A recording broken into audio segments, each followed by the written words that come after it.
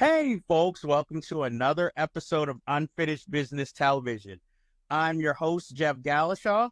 With me, as always, is Andre Joseph of AJ Epics Productions. But you might notice we have a special guest with us this episode. This man has had a decades-long career as an African-American working director in the 1970s, 80s, 90s, and in the new millennium. From television, movies, and streaming, as well as theater. His work has touched you and had a place in your youth and heart, of course. Um, Even your kids, from Mr. Boogity to Cheetah Girls, the Jeffersons to Black Lightning. This man is the true definition of a workaholic, has worked nonstop over the years, every year employed, never seeming to take a vacation that we noticed. But he took the time to be with us today. The man, the legend, Mr. Scott. Thank you for being with us and talking with us today. Well, thank you for having me. You're very welcome, sir. So, Oz, again, thank you so much for coming on. This is an honor for us. As we like to ask all of our guests, what got you started in the entertainment industry? Wow, what got me started. I was during high school, I did my theater, and I enjoyed doing theater.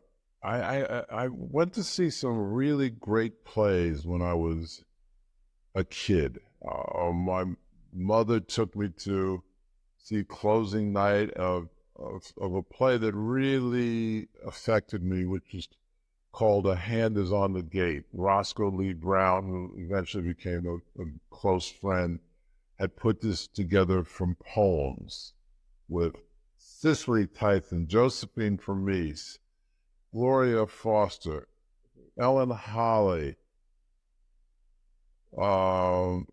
Moses Gunn, Leon Bibb, James Earl Jones, and Roscoe himself. So there were 8 people, 8 stools up there, and they did this play. I mean, I went to see the original Marat Sade on Broadway.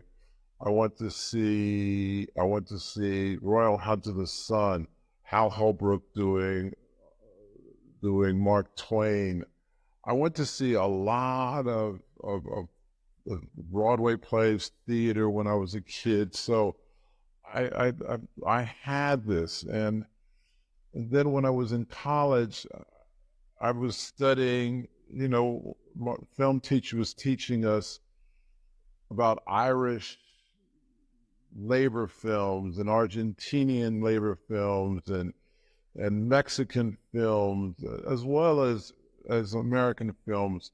So I really felt I had this broad sense, and I guess I also work well with people, because I think being a director, you not that you're a therapist, but you have to figure out who they are, and I have to some ways channel them to get into them, and that was something I felt I was always good at. I started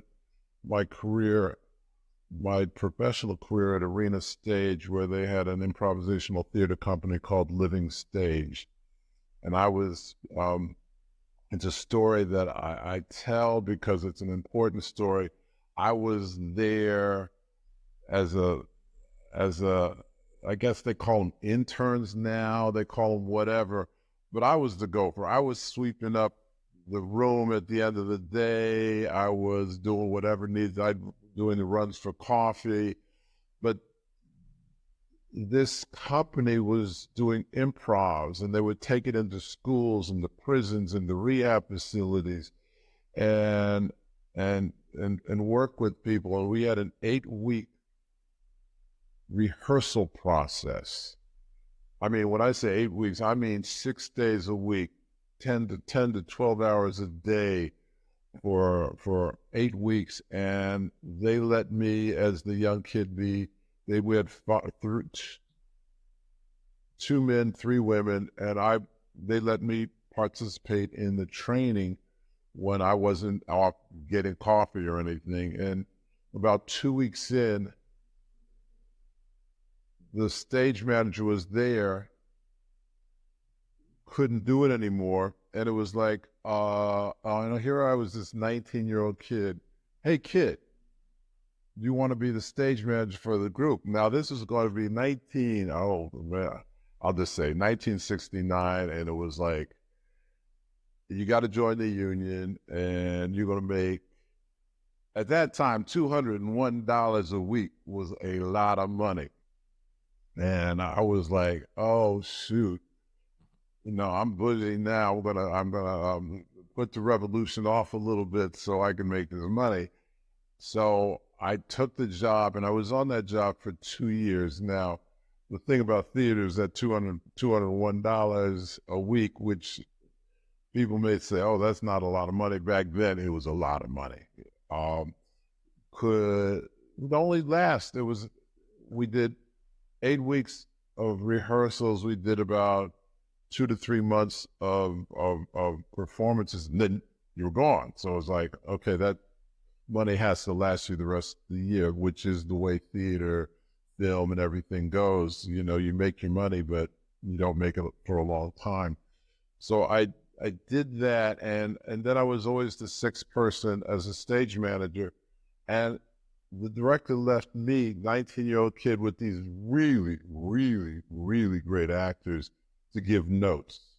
And the question is, how do you give notes on improv? You just don't say your line is wrong, your blocking is wrong. It goes to, how'd you get to that moment? I didn't feel it.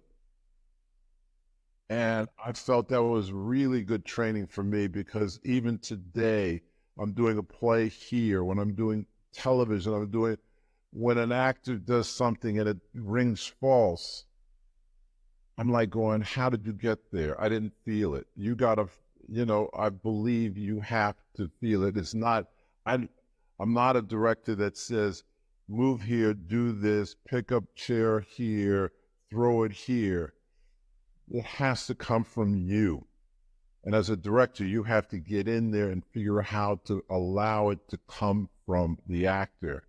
Because sometimes I'll say to an actor when I'm doing a play, especially since if a chair drops, if a piece of paper falls, you got to pivot, man. You got to pick that piece of paper up and make it feel like it's a part of the play and get it off the damn stage, because it's distracting.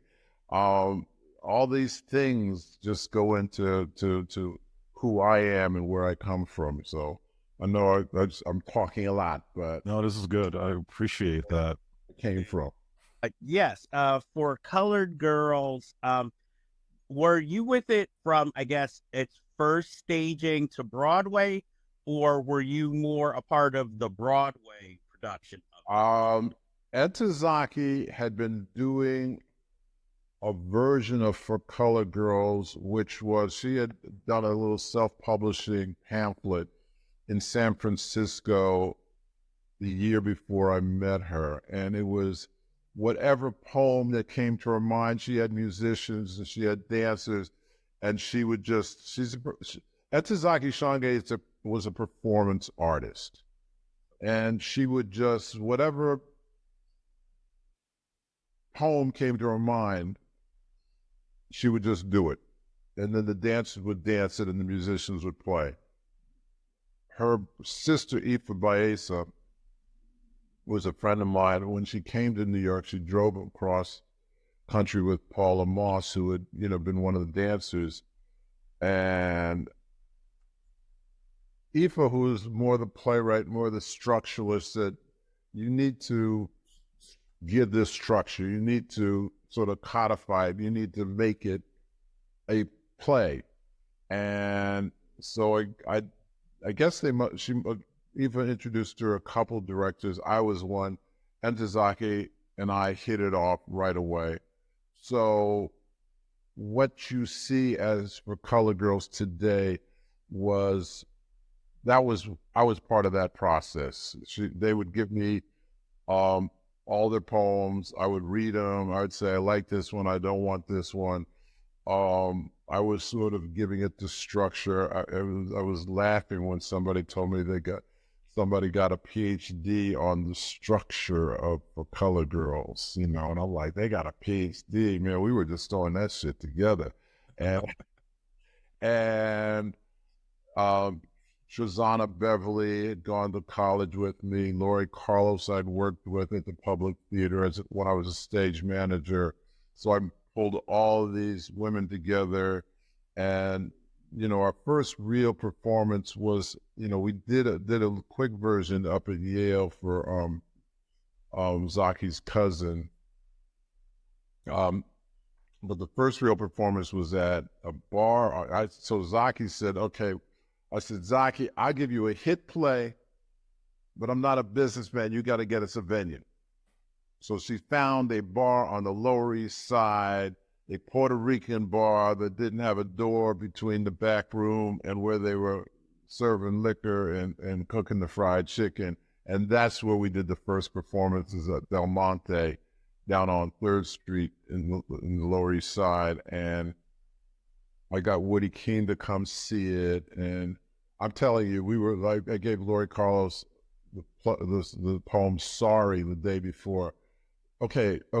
I felt Zaki. So Aoife knew her sister's work. So Aoife would always feed me. I said, I need a transitional piece from here. And this is the type of thing I need. So Aoife would go and find 3 poems and say, here are three of my sister's poems. I'd read them. I said, okay, I'll take this one. I don't want these 2. And that's the way it came together. I remember at one point I said to Zaki, because I was trying to be respectful, these were her words. They're definitely her words. I said, are you happy with what I'm doing, where I'm going? And she said, I have no idea what you're doing. Just keep doing it. So and then this process of putting for Color Girls, I was stage managing Miguel Piñero's The Sun Always Shines for the Cool, and around 7 o'clock when we'd finish rehearsal, I'd shoo all those actors out, and I'd bring the Colored Girls in, and we would be, we would do these rehearsals in wherever we could. Joe Papp was tearing down a place he had across in the basement, and I'd sweep up some space, I'm talking seriously, in the rubble, and say, okay, here's what we're rehearsing today. And where we eventually opened at the Public Theater in the Ansbacher was where Sun Always Shines for the Cool was. So it was fortuitous that we were rehearsing in the same theater that we would really be doing this play. So, and I remember Stuart Ostrover, who runs the Public now, when Zaki died, they did a memorial. He told the story about Oz would sneak the Colored Girls in and under Joe Papp's nose, and I was like, shh, nobody's supposed to know. And he said, Oz, Joe knew, So, yeah, so I was part of the entire, structure, putting it together, put this poem here. And when we moved from Henry Street, which was with a Black audience, and it was, just the energy you get from a Black audience is, there is no holds barred. They'll just talk right back.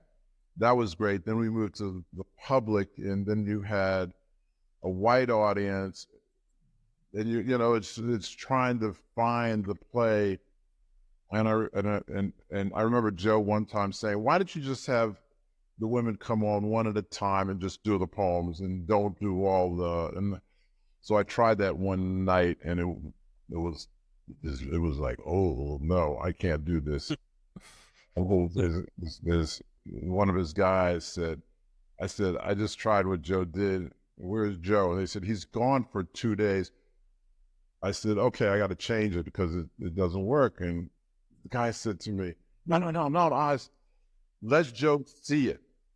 And I said, I'm not putting them women through this for another 2-3 nights. No, I'm changing it. And I loved it. One of the things I really respect about Joe was when he came back, I went up to him and I said, Joe, I tried what you asked and it didn't work, but I tried something else. And he said, they did work. And I said, yes, it did. He looked at me and said, okay, why are you bothering me? I just want to make it work. I don't care how you make it work as long as it's working.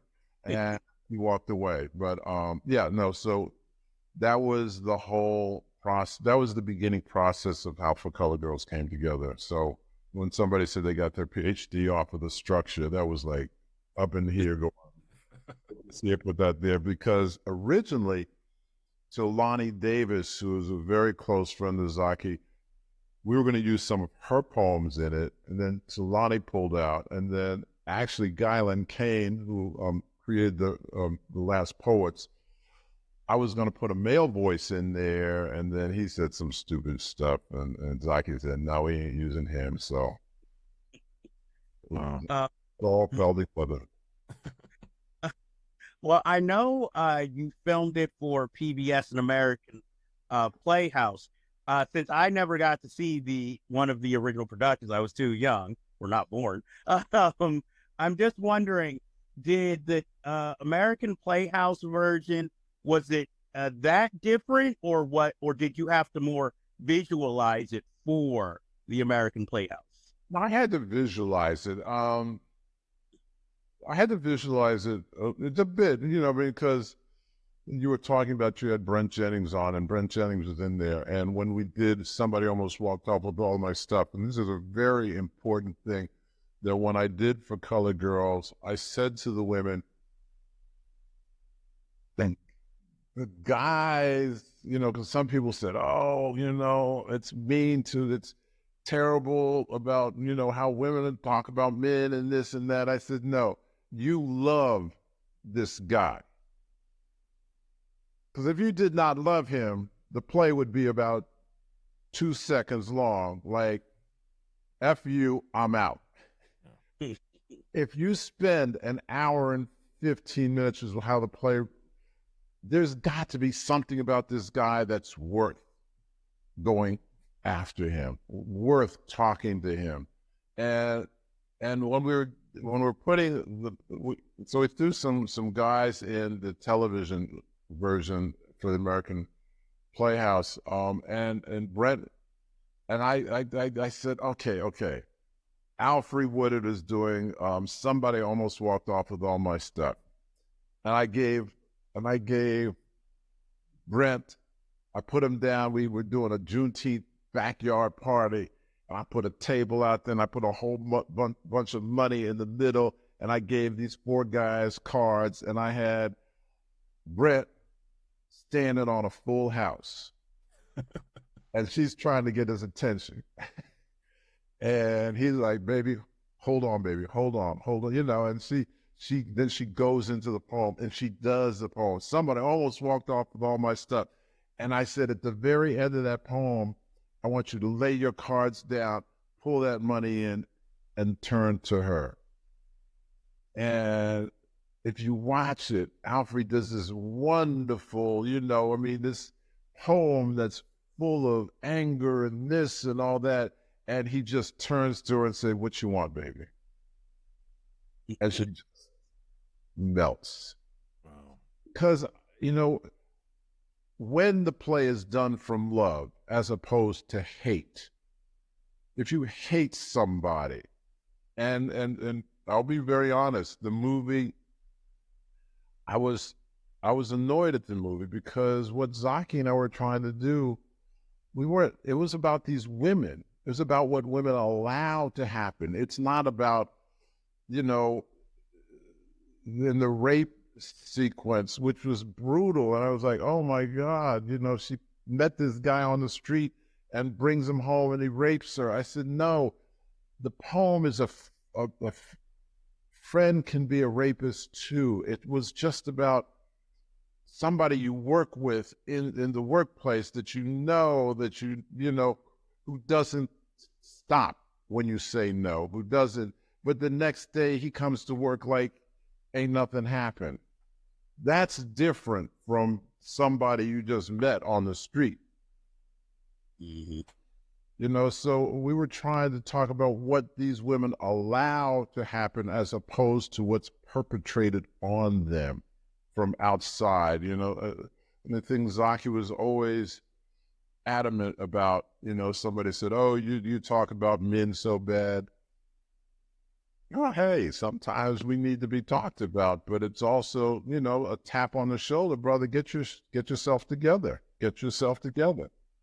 And also it's about the women saying, I don't need to do this anymore. I need to be strong. I need to take control of my life and not put it in somebody else's hands.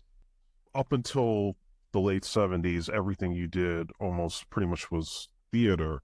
So how did you go from the stage to getting your first major studio movie with Bustin' Loose with Richard Pryor? I'd always wanted to do both: television, movies, theater, everything. I mean, I just always wanted to do that. And even when I went to NYU for my master's, the first day I walked in, I said, okay, I'm here in the theater department, but I want to do movies. They said, well, why don't you go and see if you can find somebody probably in the academic, when the film critics, and you can maybe audit one of their classes. So I called up one of my friends, Nancy Baker, who was a wonderful editor, and she said, I got a friend, Fred Aronow, who is the first-year graduate film advisor. Why don't you call him up? And Fred said, hey, you want to audit the first-year graduate film program? Come on. So my first year at NYU, I did all my theater program, my acting, dance, all of that, the design. And then I did all the film, sound editing, cinematography. I mean, I did the whole thing. Frankie Faison was in my year-end film that I was filming, because Frankie was in NYU with me. So I was doing both. Hey, it's like, make it up, whatever it is. Just get out there and do it. And that's what I was doing. So I had that film sense, and I had been doing some photography, so I had a visual sense. So when it was Sean Daniels, who was at Universal, called and said, how would you like to do Bustin' Loose? It was Family Dreams at the time, with Richard Pryor and Cicely Tyson. I was in New Orleans, actually, with Nancy Baker.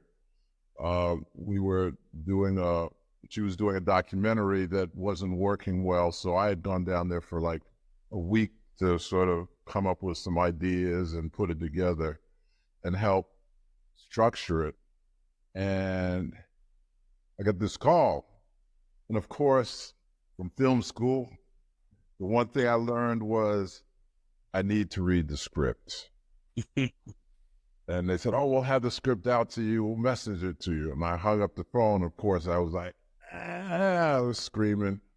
And I read the script. I said, okay. So went to Hollywood and so Universal flew me out. A friend of mine, Earl Billings, came over, and they had champagne. They picked us up in a limo, and and he put his arm around me as we looked over Universal, in the valley, and they said, Oz, just remember, someday this all still won't be yours. And it was a good lesson to hear, because that's true, but it was, so that's a whole nother journey. Oh, yeah. Working on Bustin' Loose, were the kids non-actors, or was there like an open casting call? Oh, yes, and that was an interesting thing, because I really want some real kids. So we went actually to Philadelphia. We went to we were in New York.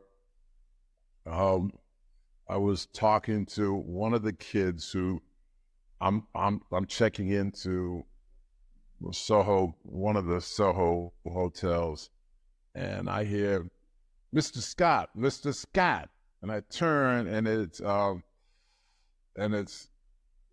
one of the kids who's now, was like bellman at the hotel, and I was like, "Whoa, Angel, Angel!" And so we talked, and he was telling me how he was kid up in East Harlem, and somebody saw him and said, "Hey, kid, you want to come and audition for this?" And he said, I mean, it was really, his mother was like, he said, "Mom, I want to go audition." So we came audition. And I guess somebody came to the school and said, "You got the job." So most of the kids were non-professional, but we had one kid who's a pyromaniac. He had been in acting school down at Lincoln Center, and the young girl playing the Vietnamese girl, she told me when she came in that she was 15 years old to the audition. I looked at her, and after her audition, I said, "Oh, how old are you really?" And everybody looked at me. The producers, "Why are you, And I said, I asked her how old she was. She said, "I'm 17. I said, "Oh, okay, all right." So we got her so we hired her to play, 12, 13-year-old. We got to Seattle. I pulled her into a room and I said, "Okay, come on. You just showed up here without your parents. How old are you?" Said, "I'm 21.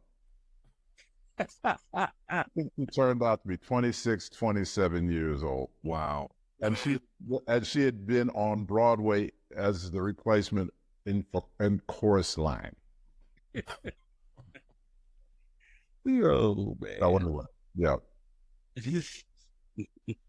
Now, working with Richard Pryor, I once saw an interview with you once where you said that he was looking to soften up his image at that time because, I mean, he's an icon. His raunchy material is just world-renowned. But this was the period where it looked like he was trying to, now cater to a younger crowd. So what was it like trying to direct him in a way that the kids could relate to him? Richard, I mean, he actually, maybe he was trying to soften his image, but he basically said, "Oz, I got problems with children and I got problems with women. And I really want to use this film to work it out. And if you don't make me look good, I'm going to kill you." And that's how we started. But I think Richard, it was a rough. Richard did a rewrite. We were supposed to do a rewrite together. And Richard ended up doing the rewrite himself. And we walked into Ned Tannen, who was president of Universal at the time, with the script, and Richard was waiting to hear, the good news, and all Ned Tannen did was he picked up the script and weighed it and said, "Oz, cut about 50 pages out of this." I will say he stopped numbering it about on page 147, 152. I don't know. And it was a long, and they had actually fired the writers. So it was me in a room at some point here. Remember, I was like 27, 28. I don't even know how old I was, 28 years old, 29. And I'm sitting in the room, like rewriting it and cutting it down and getting it together. And I finally got into what I thought was a good shape. And I took, after a couple of days, and I took a walk just to clear my head. Came back, producer had come into my office, taken it off my desk, sent it out to be published, and delivered this really rough draft to Universal. And I'm like going, "Guy, I haven't even reread it yet. Give me a minute to make it work right." And by the end of the day, we had a green light. Go for it. Do it. Yes, the whole film, the rewrite came on the set every day. We were rewriting. Richard and I were coming up with stuff. I mean, it was really coming out of Richard's head and my head on the spot. The script supervisor's script was that thick when we finished. I mean, I was like, oh, we were in Seattle shooting, you know, and we had to go way out to Ellensburg or someplace out, and we were driving back, and I said, okay, guys, we got the bus, we got the crew, we're all driving back. Let's put all the kids in the bus, put Richard there, it's being towed. Give me my DP, focus puller, and a sound person, and me, and we're on the bus, and I'm just going to do pickup stuff that we can throw in there. And Rich and I would just come up with stuff. And I went up to the young black girl, and I said, okay, she had a teddy bear always. And I said, go tell Richard, who's driving the bus, Teddy got to go to the bathroom. Yes, we set up the filming of this. I mean, this is why we were moving. And we're being towed back. And so she came up to Richard and she said, Teddy got to go pee. Richard said, Teddy ain't got to go pee. Said, Teddy got to go pee. And he said, I told you that Teddy don't got to go pee. She picked this teddy bear up and started beating Richard with this teddy bear. I mean, it was things like that. And we were at a rest stop. I saw 2 outhouses, you know, 2 porta potties. And I looked and I said, okay, I got this idea. And I grabbed some toilet paper and I said, Cicely, you stand at this one. And I had everybody lined up at this one porta potty. And Richard looked at them and was like, you know, I was going the other one. He goes into the empty one, turns around, comes back, and walks to the back of the line. I mean, again, nowhere in the script. So that's how that went. And how was it going from, you know, seeing Cicely Tyson on stage as a child to now you're directing her in like your first Hollywood movie? And you know, it was wonderful. It was great. You know, I had a total respect for Cicely. She's a consummate actress. And it was really interesting because, you know, here's Cicely, the consummate actress, and here's Richard, who was like, I mean, we never used it, but Vincent Price was in the movie. And I went to Vincent. After we had done the first day of shooting, Vincent showed up to come get ready for the next day. And I went up to Vincent. I said, please, please, please don't read your script. I had no idea what Richard's going to say tomorrow. And so the next day comes and Vincent's there. The scene's ready. He's playing a bum. And Richard starts the scene. And Richard is like going. He's just going. And Vincent is looking at him like, I have no idea what he's talking about. I don't know what, you know. And so after I said, cut, Vincent, you okay? He said, Oz, I'm old. I'm sorry. I read my script. I memorized my lines. I've done 120 films. You know, if he could just give me the cue line, I'll be cool. So I went up to Richard. I said, Richard, man, just give him the cue line. The guy's old. He needs the cue line so he can do his line. So Richard said, yeah. I said, okay. So the next thing you can see, they're doing the scene. Richard's coming up with the stuff. And I can see Richard trying to, what's the damn cue line? What's the cue line? He can't figure out what the cue line is. And Vincent realizes he ain't going to get no cue line. So Vincent takes all his lines and turns them into a soliloquy. And Richard's talking. I couldn't use it. The crew, everybody was on the floor. It was very funny. But so you had the Cicely, you had the Richard, you know. And like I said, we were making up stuff. There's a scene in the bus when the bus is stuck in the mud. I come to Richard and I said, Richard, I got this great idea. Somebody give me a shovel. Okay, Richard, you're going to walk off the back. Give me a shovel. So I start digging a hole in the back of the bus. And I said, okay, fill it up with water. Now, Richard, you jump out and you're going to jump into this puddle. Man, I was trying to dig it deep, but So Richard, like in the film, if you listen, when he's walking down, he just looked at me and said, "Oh, you think that's funny? Me in the mud. That's what you think is funny." I said, so he said, okay. Mr. Director, all right, okay. So he walks down the bus and it's like, fuck him. Opens it, jumps, he falls all in it, walks up to the front of the bus, and I'd give it, and Cicely, there was some wipes there. And Cicely's pulling these baby wipes out and handing it to Richard. And I mean, so Cicely went with it. But sometimes Cicely would be like, I don't know what I'm doing. I said, hey, neither do I. Let's go for it. Now, it's known, pretty much anybody who's ever seen the movie, that it was shot, then Richard Pryor has an accident, and then there were all those reshoots where his scars are very noticeable. But I have one specific question for you on that.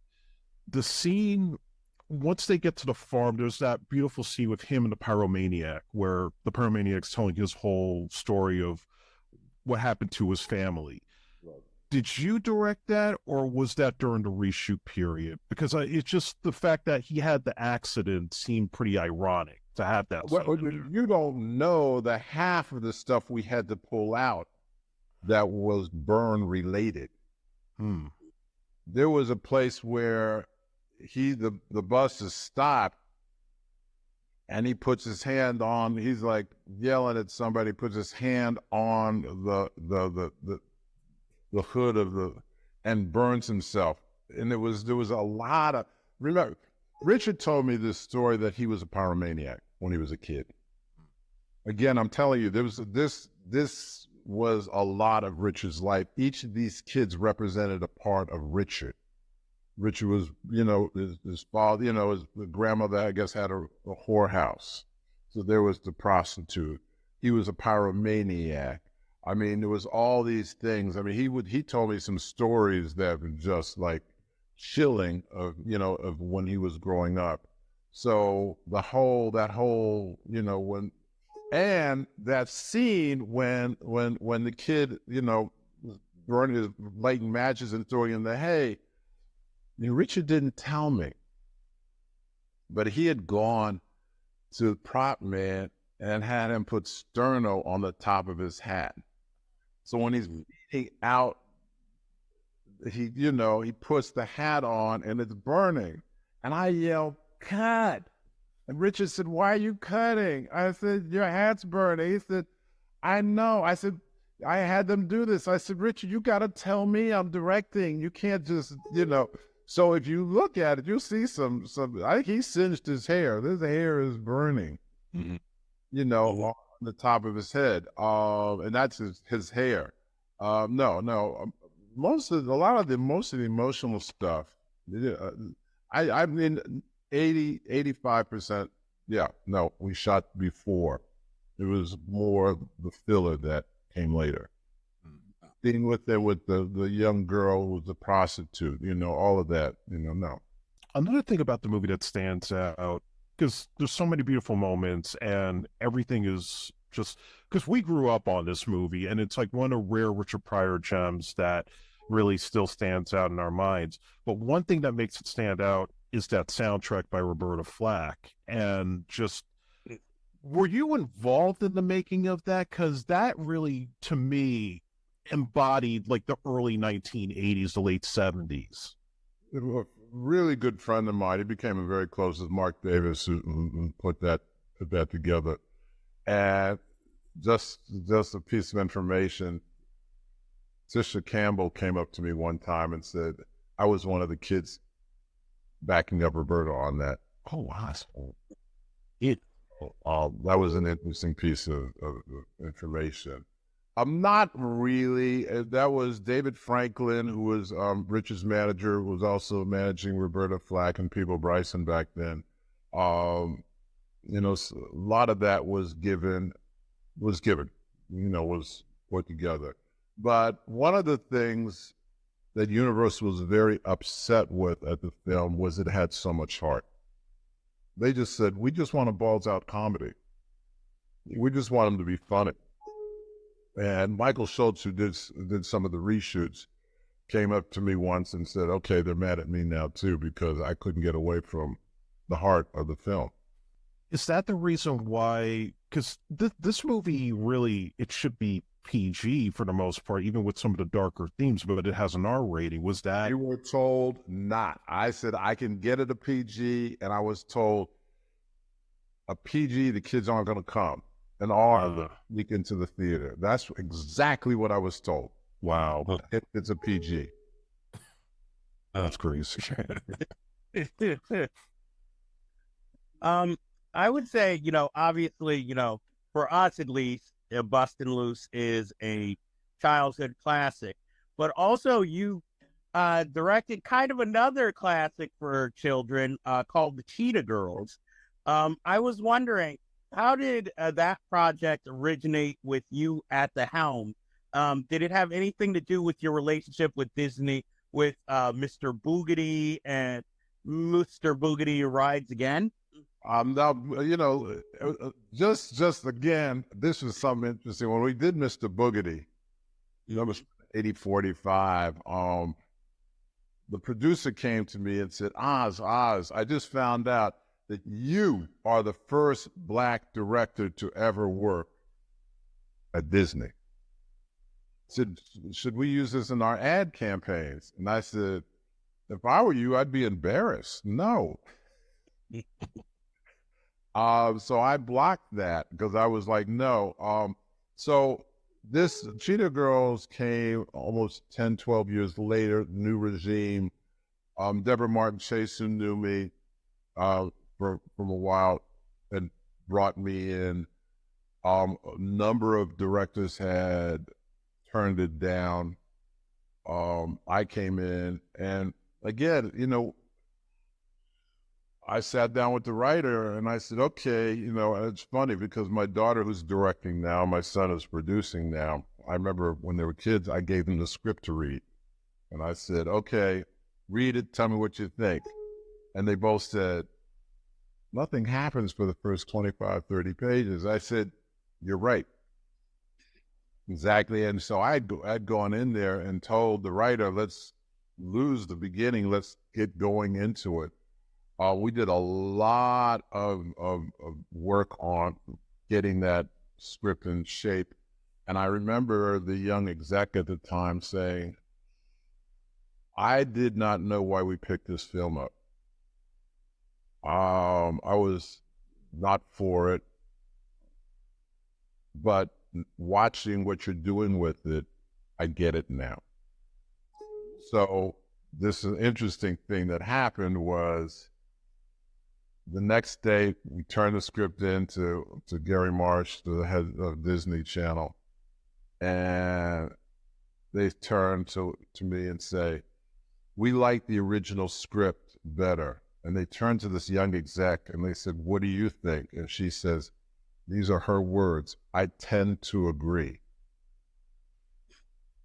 And I'm like, okay, Oz, you out here on your own. So I had to sit there and fight to get my changes in and give it something and to make it, and I'd say I got a portion of it in eventually, but I remember when we finally did it, they changed, they cut my ending, they chopped it up and tightened it up. And I remember Rick Ross, who was president of that whole group, he called me up and said, when it hits so big, he said, we made a mistake. We don't have any outtake reels. We don't have, all that stuff. What are we going to do? And he said, I remembered Oz had a different ending. And so he said, let's do the second week, they did the film and then they did my ending. And they said, and then let's have everybody vote. And And he called me up and said, they're not going to call you Oz, but I'm going to tell you, you're ending one. Nice. Yes, vindication. Yeah. I guess my next question is from observations from most of your work. The theater background definitely helps because I notice each of your works you're working with more of an ensemble than, like, let's say, a set star piece.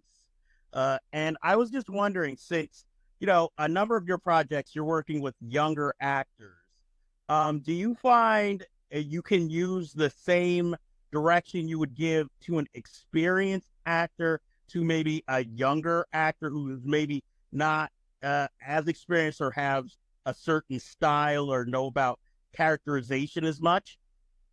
I think I talk to them all the same. Because when I talk to them, I'm talking more out of, I want your emotion. I want the emotion. I'm always going for what's in here. And even experienced actors, sometimes they come in with, I'm going to do this, I'm going to do that. And it's always trying to break them down and bring the other people up so that it's real. Like I described at the beginning with improvisational theater, it's like, how'd you get there? I sometimes can't even block a scene until I hear them do their words. Then the minute I hear the words, I can visualize. I said, okay, I know what you need to do. You need to go and pick up this knife here. You need to go and do this here because I hear it. Not that I don't come in prepared. Not that I can't say, okay, this is how I want it.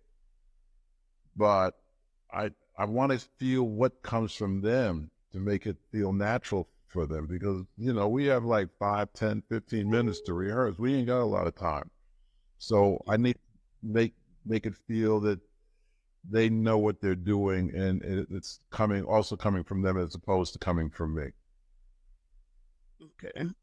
And also I've noticed, well, obviously, since you've had a long career, you work repeatedly with a lot of the same actors or people behind the scenes, like Marla Gibbs with Jefferson's and 227, which you directed, and then Lynn Whitfield with, for Colored Girls, and then on the Cheetah Girls, and David E. Kelly through his various shows. A lot of the times when you work with them, do sometimes they like suggest you for those directing jobs because they remember you and had such a good time, or is it just like a coincidence you like run into working with them, especially more on the television projects? Sometimes it's coincidence.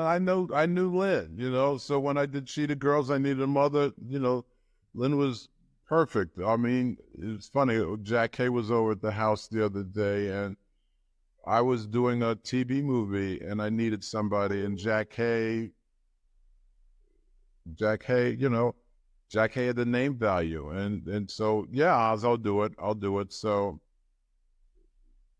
it's one of the things I've said a lot, is the people we grow up with as they grow in the business and you grow in the business, one pulls up, I have friends, that I can call on who know me, who trust me.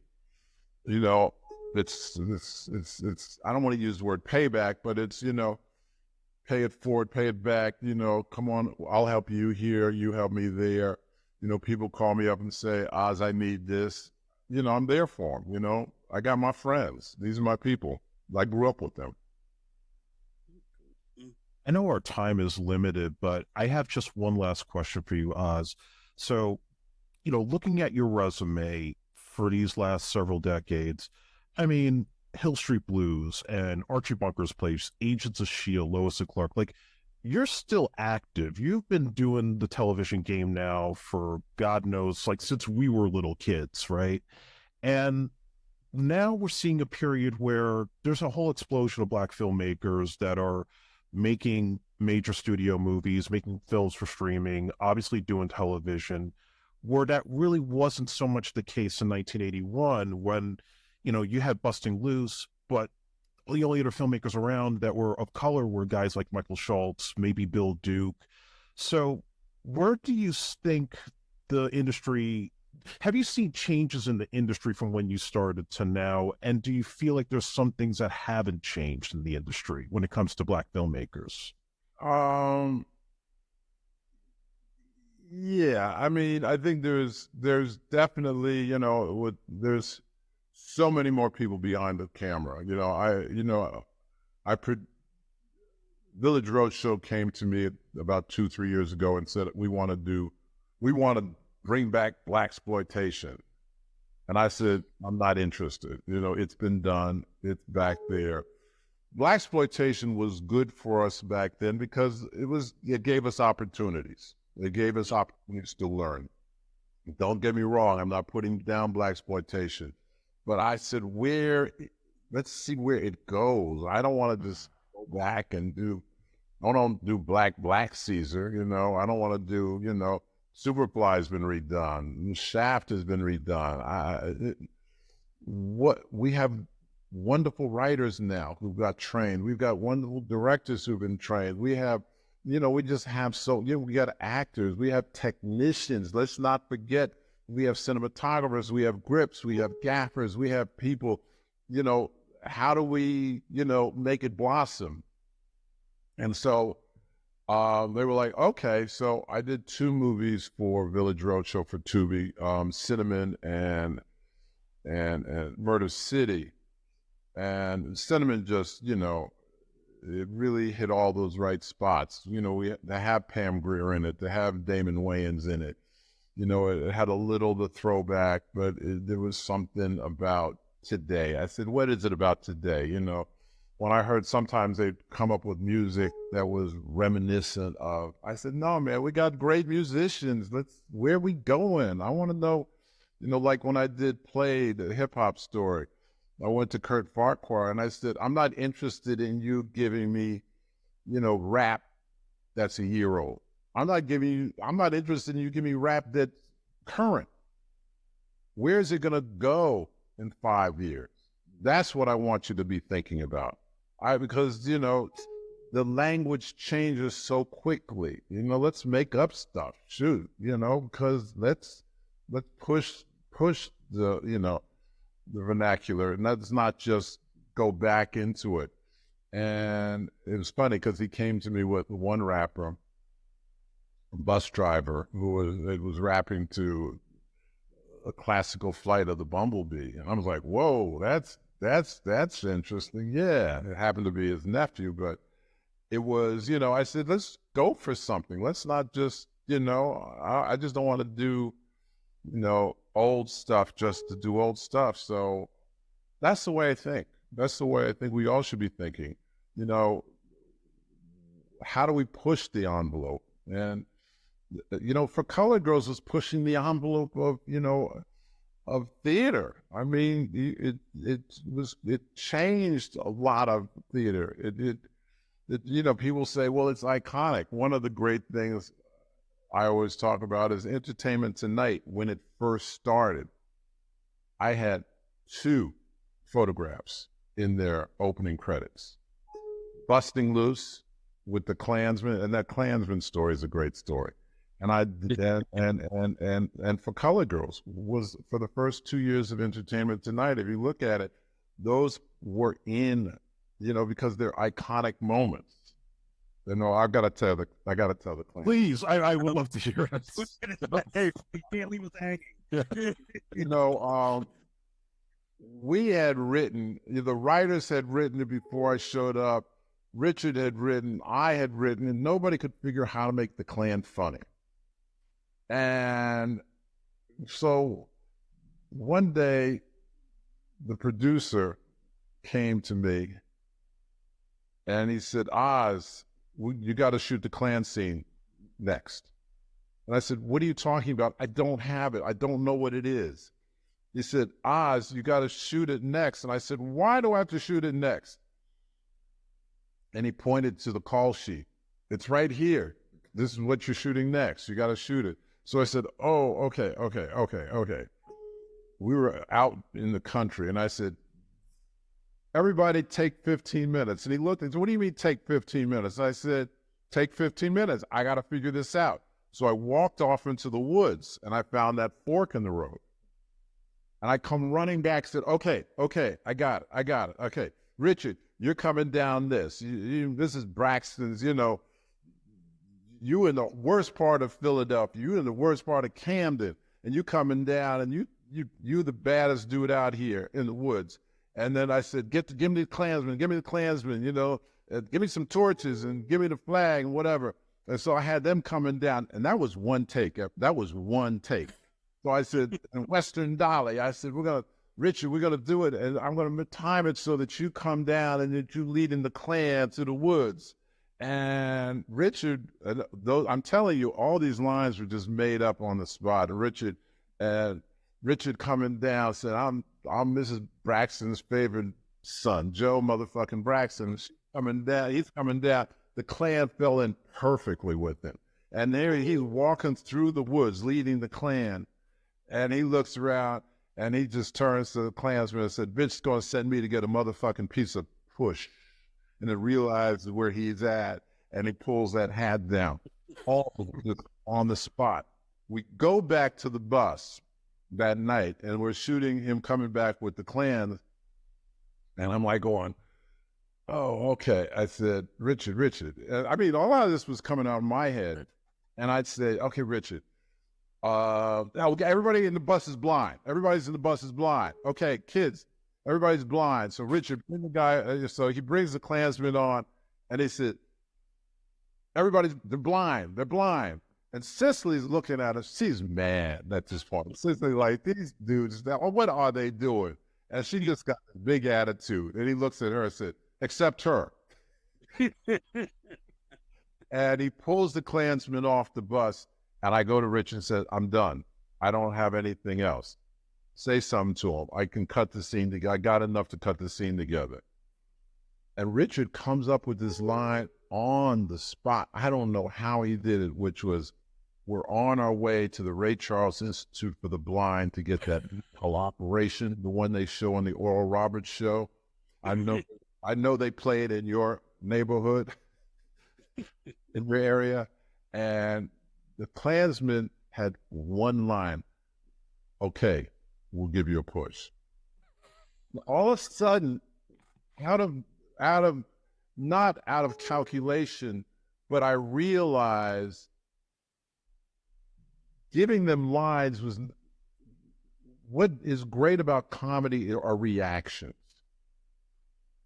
And to have the Klansmen, and we had, and by the way, and Jimmy, one of the little white kid, was really blind. He was really blind, and one of the reasons he was doing the film was also to get his eyes sewed up. I don't know what they were doing, but he was really blind, and so he was he happened to be sitting in the front of the bus because he can't, And I said, Jimmy, okay, feel for the cloth and pull the mask off.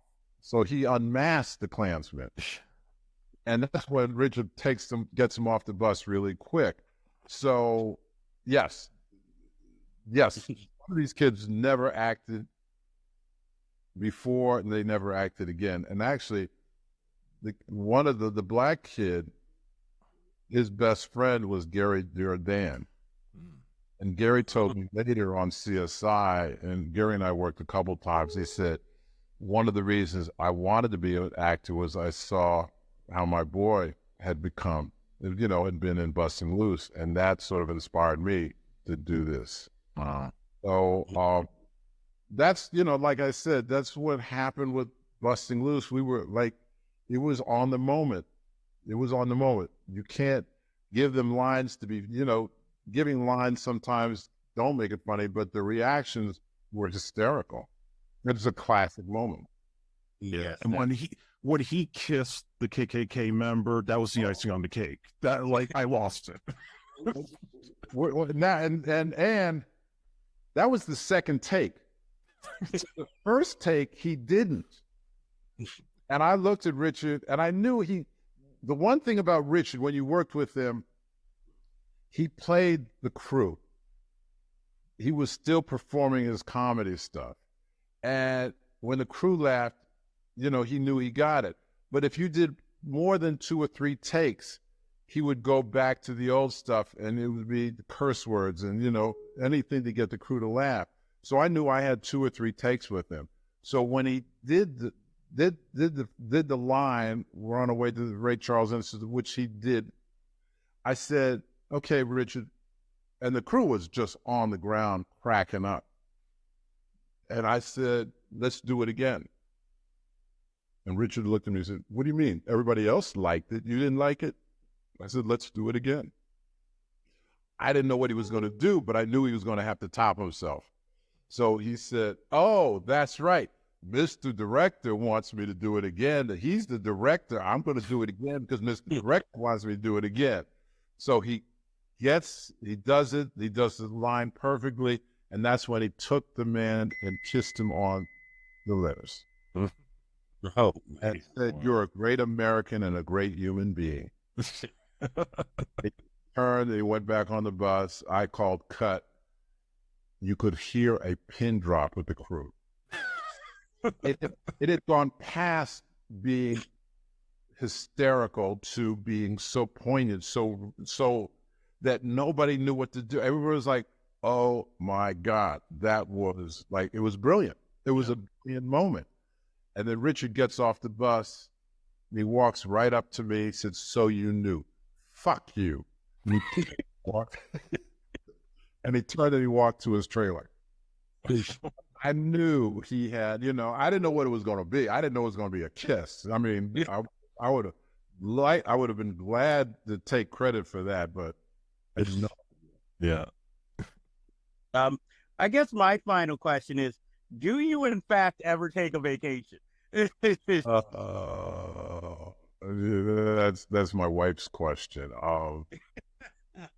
No, because there's like, even when I produced those 2 films, I was working. I was doing Kingdom Business. I was doing SWAT. I just kept moving. And I don't. I'm here in Tucson doing a play, Intimate Apparel, at the Arizona Theater Company. I'm on my way up to do Alert. My brother's not feeling, is in the hospital. So I told my wife, maybe I'll give up my next job and just go hang out with my brother. She said, go up, be with your brother for a couple of days, but after 3-4 days, you ain't gonna want to sit around. So just go and do your job. So, I make myself during the strike. I had some time, so my son and I told my wife, "Let's go to Europe," and she said, "I don't want to go." So I took my son, and so we went to Berlin and just had yeah. I do take, but no, I don't take vacations. I don't like. So, again, thank you for coming on. I just want to last say to you that, I'm an independent filmmaker myself. And when I look at a movie like Busting Loose and I look at all the work that you've done, I mean, it's such a diverse body of work with television and your theater experience that I feel like you kind of paved the way for guys like me to not only pursue our dreams, but to do it in a way where we're not just limited to only telling very specific stories, but we could do just about anything and make our possibilities endless. So I thank you for that and for opening up the doors for all of us. Good. And then the last thing I want to say is I want people, to keep pushing the envelope. And the one thing that I will say is we need to say things. We need to, make our statements. We also have to make our statements within the realm of entertainment. I think what Chris Rock did with the Academy Awards, when he went down to Magic Johnson Theater and asked, what do you think was the best film of the year? And they were like, he said, what do you think of Aviator? What do you think of $1 Million Baby? And they were like, huh? And I said, well, White Chicks, man, that was a good film. Let's not leave people behind. We have to we have to have our messages, but we don't have to have sledgehammers. We need to make our films, our theater, and this is my big thing even about theater, is sometimes it gets so highbrow, or sometimes we hit people over the head with statements that people like, yo, back off a little bit. I don't want to be thinking about all that heavy stuff all the time. I want to be able to think.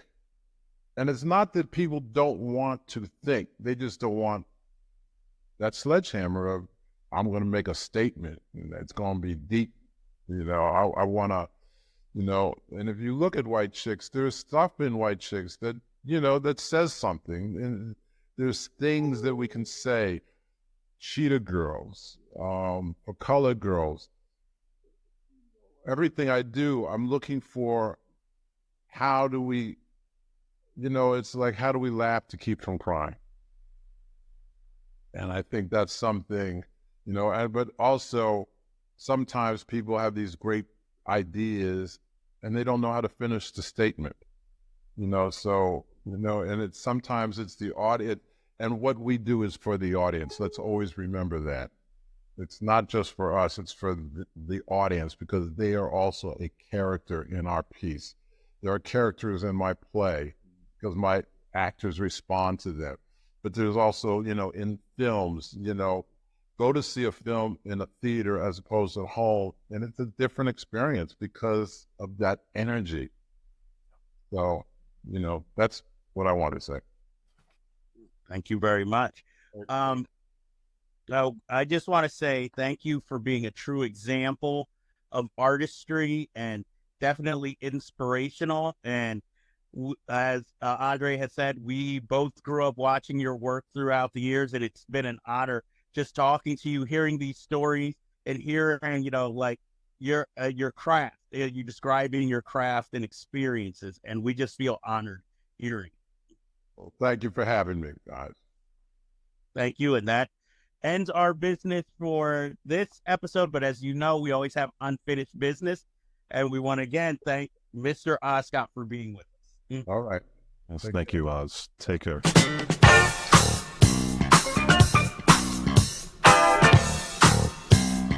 If you like this review, please be sure to like and hit subscribe to be alerted to new episodes in the future.